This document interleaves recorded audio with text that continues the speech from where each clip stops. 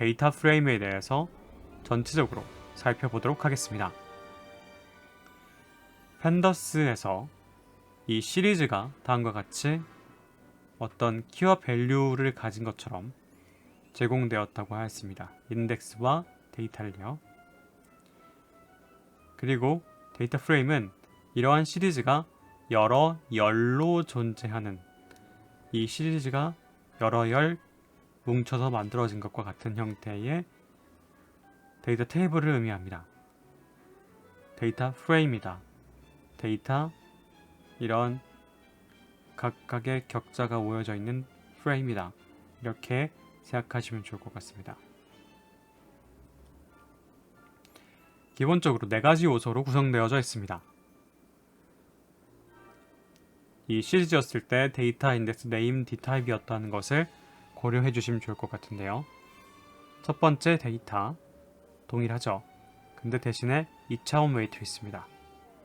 그리고 필수 파라미터입니다. 당연하겠죠. 이런 테이블, 프레임을 만들고 싶은데 2차원이지 않으면 안 되겠죠. 다음으로 인덱스입니다. 이렇게 시리즈와 마찬가지로 기본 디폴트는 0부터 쭉쭉 증가시키는 방향으로 되어 가겠지만 어쨌든 인덱스를 지정하는 것이 필요하고요. 그럼 세 번째로 columns, 이 시리즈의 네임들이 모여가지고 컬럼의 네임이 되는데, 그래서 이런 식으로 이 한 줄에 대해서, 한 컬럼에 대해서 이렇게 이름을 정할 수 있고, 이러한 컬럼에 대해서 성별이라고 정할 수 있고, 그런 것들을 모두 가져와서 함께 확인해 보게 됩니다. 마지막으로 D타입 같은 경우에는 해당 그 위치에 따라서, 해당 데이터에 따라서 타입을 결정해 주게 됩니다. 앞서 말씀드린 바와 같이 데이터 프레임은 시리즈를 모아서 만든 데이터 테이블과 같다고 볼 수 있습니다. 이 데이터 프레임에 대한 설명을 보면은 일단 2차원적인 건 확실하고요. 그 다음에 사이즈 뮤터, 그리고 이종적인 성질을 가진다는 것. 네, 데이터 프레임을 인스턴스 생성해 보겠습니다. 다음과 같이 D8라고 데이터를 미리 준비했습니다. 이 데이터와 구분짓기 위해서 A를 지운 거고요. 이렇게 A 레인지로 리쉐이프해서 3x4의 데이터를 나누어 놓습니다. 그리고 이걸 데이터 프레임 아규먼트로 넣어서 진행을 하게 되고요. 여기에 인덱스는 row 인덱스입니다. 행의 인덱스라는 점 기억해 주시고, 뒤에 컬럼이 따로 있죠. 그래서 컬럼에 대해서 ABCD라고 하는 다른 네임을 붙여줍니다. 그리고 D타입도 선언해 줬고요. 자, 이 D타입은 우리가 원하는 걸 미리 정해놓긴 하지만 꼭 모든 데이터에서 다 꼭 적용되는 것은 아닙니다. 적용 가능한 열에만 따로 적용이 됩니다. 그래서 이 df1을 한번 출력해 보면 다음과 같이 만들어졌습니다. 바로 이 데이터 프레임 클래스의 인스턴스가 만들어진 건데요.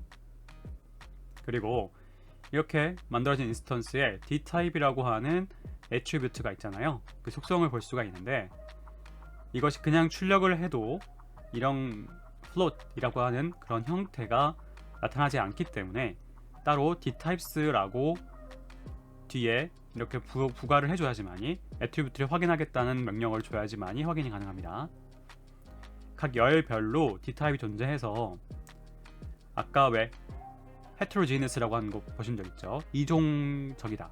그러니까 이 열 따라서 이 한 시리즈마다 서로 다른 데이터 타입을 가질 수가 있다는 얘기입니다.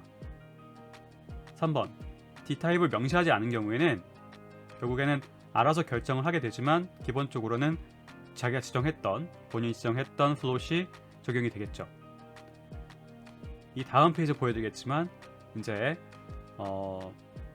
이 플롯에 해당하지 않은 다른 D타입 같은 경우에는 자동적으로 알아서 결정을 해주기도 합니다. 자, 4번이 아까 말씀드렸던 그 D타입이 적용 가능한 부분만 적용이 된다는 것을 말씀드린 거고요. 자, 이 오브젝트 D타입이라고 하는 부분도 있게 되는데요. 이 뒤에서 조금 더 말씀드릴게요. 이 전체, 요 데이터 프레임으로 만들어진 인스턴스 전체는 결국에는 오브젝트다라고 하는 인식을 하게 되는데, 사실은 오브젝트가 뭐 인스턴스, 뭐 클래스 딱 이런 식으로 한 가지를 명칭을 말하는 것이 아닙니다. 뒤에서 다시 한번 다른 데이터를 가지고 보여드릴게요. 보면은 이번에 데이터가 숫자만 있는 것이 아니라 이런 문자가 들어갑니다. 그리고 숫자처럼 생겼지만 이렇게 이 따옴표를 해주면서 문자로 만들어서 넣었습니다.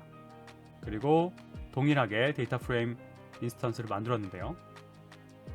그러고 나면 자, 여기 A 부분이 여기에 나타났죠. 그러니까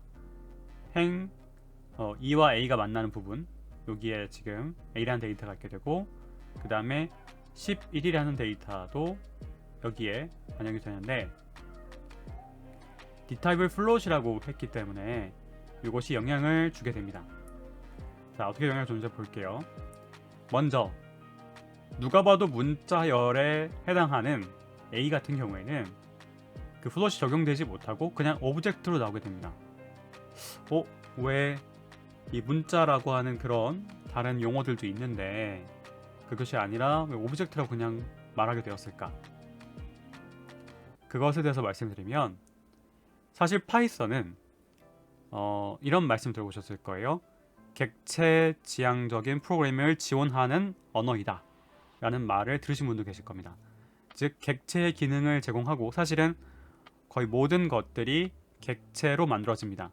문자 A 이렇게 표현하는 게 아니라 A라고 하는 객체를 만들어요. 그냥 그 객체와 문자의 차이가 뭐냐면, 그냥 문자는 우리가 대입하고 뭐 연산하고 이럴 때 그냥 쓰는 도구처럼 보여집니다. 그런데 객체라고 하면 여기에 속성도 부여할 수 있죠. 그러니까 A 점 하고 뒤에 애트리뷰트 붙일 수가 있는 거예요. 이런 식으로. 그러니까 마치 클래스나 인스턴스와 마찬가지로 모든 대상을 다 객체화했기 때문에, 그래서 틀리지 않는 답을 해주는 거죠. 그리고 이제 여기 B, C, D 같은 경우에 C가 지금 11이라는 숫자가 문자가 돼서 넣어졌지만 플롯이라고 우리가 강제했기 때문에 보니까 이 따옴표가 실수일 수도 있겠구나 라고 판단을 내려서 숫자로 아예 바꿔줍니다. 일부러 강제할 필요가 없는데 강제를 했으니까요. 그래서 이 시리즈 하나가, 이 C 네임을 갖고 있는 시리즈 하나 자체가 플롯형으로 그냥 인식이 됩니다. 그리고 D 같은 경우에는 뭐 당연히 숫자만 있기 때문에 따로 말씀드릴 필요가 없을 것 같고요. 다음으로 데이터 프레임에서 하나의 컬럼을 선택하는 부분입니다. DAT를 앞서 맨 처음 강의와 마찬가지로 이렇게 숫자를 배치해 봅니다. 이렇게요. 이것을 입력으로 df1을 다시 만들었습니다. 그런 다음에 이 컬럼 이름 자체를 인덱스로 해서 컬럼을 선택합니다. 타입이 시리즈라는 점, 그것을 확인할 수가 있게 됩니다. 자, 이 V1을 출력해 보면 아래와 같이 나오게 되고요. 그래서 요 name A 부분을 불러왔기 때문에 이렇게 프린트 V1을 하고, 그 아래 보면은 이렇게 name과 d타입이 나오게 됩니다. 자, 그리고 이 V1의 타입이 뭔가 하고 확인을 해달라고 프린트를 해보면 다음과 같이 되어 있어요. 팬더시 제공하고 있는 시리즈 클래스이다. 네, 이 부분을 기억해 주시면 될 것 같습니다. 다음으로 데이터 프레임 인스턴스 생성하기 두 번째 방법입니다. 사전을 사용하는 겁니다. 사전을 활용하는 것입니다. 자, 사전이 어떤 형이었는지 기억하시죠? 어떤 형태를 갖고 있었는지 기억하실 겁니다.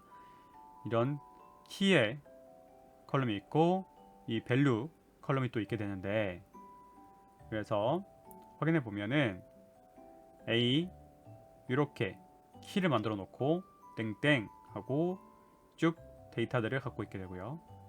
B 땡땡 하고 데이터를 갖게 되고요. 이런 식으로 마치 요거 하나가 시리즈, 요거 하나가 시리즈, 이렇게 시리즈 형태의 딕셔너리가 쉽게 만들어집니다.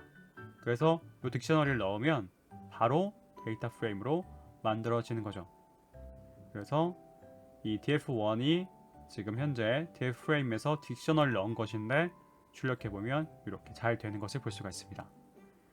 그리고 여기서 이 딕1에 이 딕1 있죠?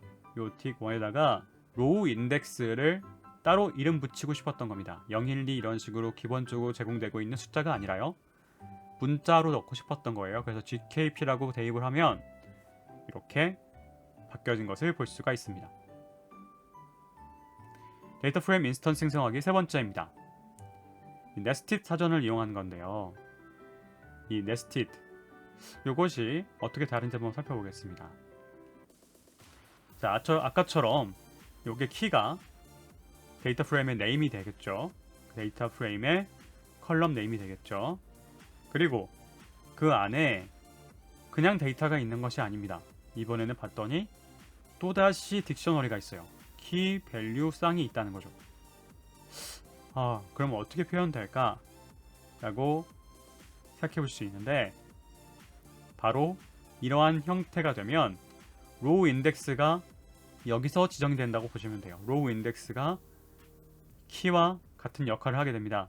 그러니까 로우 인덱스를 딕셔너리의 키 값으로 결정을 해서 진행이 되고, 똑같이 동일한 D라는 키 값을 갖고 있기 때문에 이 데이터끼리들은 연결이 돼서 하나의 행으로 만들어지게 되죠.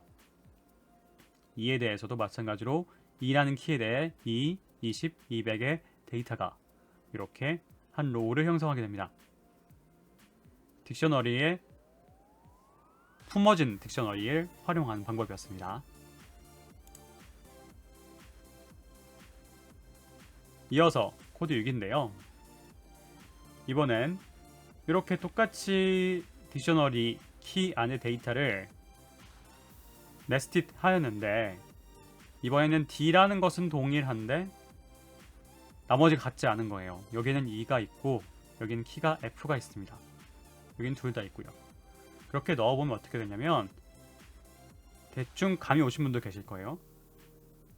그게 불련 형식으로 봤을 때 그 해당 키가 없고 해당 대상이 없을 때는 어떻게 됐죠?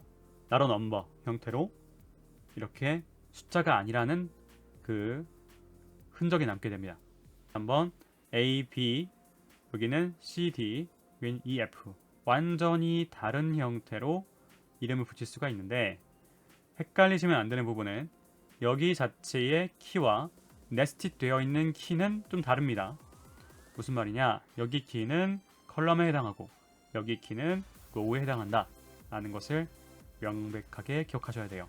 그래야 여기 A고 여기 A인데 어떻게 된 거지? 헷갈리지 않으시고, 여기 로우, 여기 이 바깥에 컬럼 A, B, C가 존재하고 그 안에 로우들이 이렇게 다양하게 존재해서 그 로우들 안에서 존재하는 것끼리 이렇게 배치될 수 있겠구나라고 머릿속으로 그려주실 수 있으면 됩니다.